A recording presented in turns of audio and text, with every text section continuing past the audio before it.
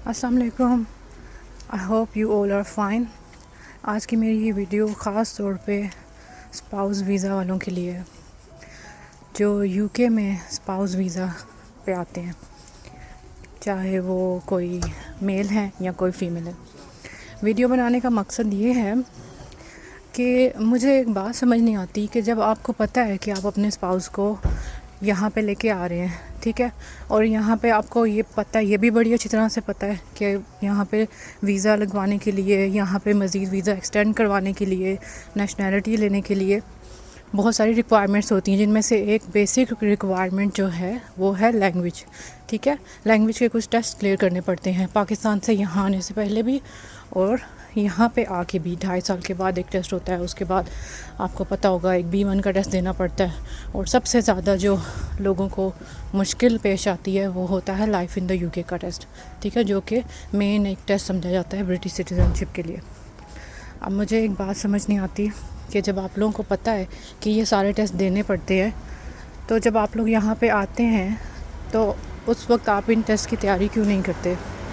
ठीक है, आपको पता है ना आप यूके में आ गए हैं और 5 साल बाद, 10 साल बाद, जितने भी साल बाद आपने नेशनलिटी अप्लाई करनी है, तो आप शुरू से ही ट्राई कर लें। ठीक है, मुझे ये समझ नहीं आती, लोग यहाँ पे आके शॉपिंग करना सीख लेते हैं, बैंक का कोई काम है वो सीख लेंगे, ठीक है, ग्रोसरी का कोई काम है वो सीख लेंगे, यानी कि अपने मतलब की चीज़ें सीख लेंगे। लेकिन जो आपकी मेन रिक्वायरमेंट्स हैं, यानी कि अगर ये रिक्वायरमेंट्स आप पूरी नहीं करेंगे तो आपको वीज़ा नहीं मिलेगा। ये चीज़ें आपको बड़ी अच्छी तरह से पता है। फिर आप अपने पार्टनर को भी मुसीबत में डालते हैं।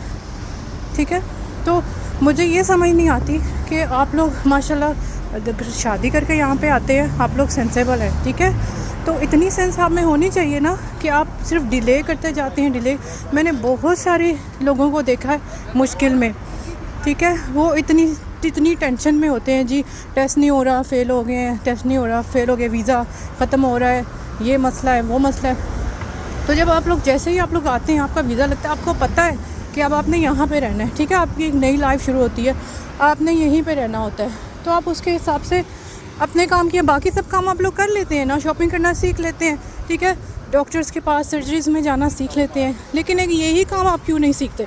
फिर आप उसके लिए एक्सक्यूज़ ढूंढ लेते हैं कि जी लैंग्वेज का मसला है, समझ नहीं आती है। ये जब आपने यहाँ पे रहना है तो आप लैंग्वेज भी सीखें, ठीक है, और लैंग्वेज कोई इतना बड़ा मसला नहीं होता। ये पाकिस्तान या कोई ऐसा कंट्री नहीं है कि जहाँ पे आप गलत अंग्रेज़ी बोलेंगे तो आपका मजाक उड़ाया जाएगा। आपको पता है कि मेन मकसद लैंग्वेज का क्या होता है कि आपकी बात अगले बंदे को समझ आ रही है और अगले बंदे की बात आपको समझ आ रही है, ठीक है, बेसिक ये होती है लैंग्वेज, यानी कि आप कम्युनिकेशन कर सकते हैं, ठीक है। अब आपको प्रॉपर एक ब्रिटिश एक्सेंट बना के बोलने की ज़रूरत नहीं होती, ठीक है। तो बराए मेहरबानी आगे भी मज़ीद जो लोग यहाँ पे आ रहे हैं या आना चाहते हैं स्पाउस वीज़ा के ऊपर, तो प्लीज़ इन टेस्ट की तैयारी टाइम पे किया करें ताकि कल को आपको भी प्रॉब्लम ना फेस करनी पड़े, आपके स्पाउस को भी ना फेस करनी पड़े। क्योंकि मैंने बहुत से लोगों को देखा है कि उनका घर का पूरा माहौल डिस्टर्ब हो जाता है इस प्रॉब्लम की वजह से, ठीक है। क्योंकि अब फॉर एग्ज़ाम्पल एक मदर है, ठीक है, अब उसने घर भी देखना है, बच्चों को देखना है, ठीक है, यहाँ पे ये भी होता है कि स्कूल भी लाना छोड़ना खुद ही होता है, ज़्यादातर ग्रोसरी भी आपने खुद करनी होती है। अब बीच में अगर उसने टेस्ट की तैयारी करनी है, उसके पास टाइम ही नहीं है, ठीक है। दूसरा उसको लैंग्वेज का मसला है, ठीक है, अब वो टाइम नहीं है, लैंग्वेज का मसला है, टेस्ट की फ़ीस भी होती है, ज़ाहिर सी बात है।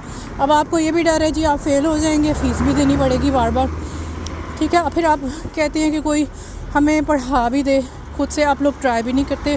कुछ लोग करते भी हैं, मैं ये नहीं बिल्कुल भी नहीं कह रही हूँ कि लोग बिल्कुल भी ट्राई नहीं करते हैं, लेकिन ये सारी चीज़ें आप माइंड में रखा करें। अगर आप यहाँ पे आ गए हैं तो जहाँ बाकी चीज़ें आप लोग बाकी चीज़ों में एडजस्ट हो जाते हैं, बाकी चीज़ें सीख लेते हैं, तो प्लीज़ लैंग्वेज पे भी थोड़ा सा ध्यान दिया करें।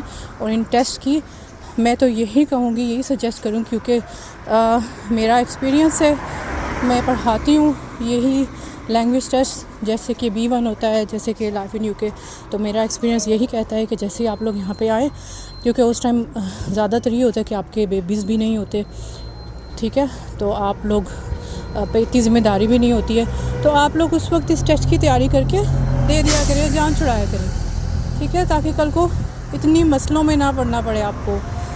तो उम्मीद है मेरी वीडियो से कुछ किसी को समझ आई होगी, कुछ फ़ायदा हुआ होगा। तो थैंक यू सो मच सुनने के लिए।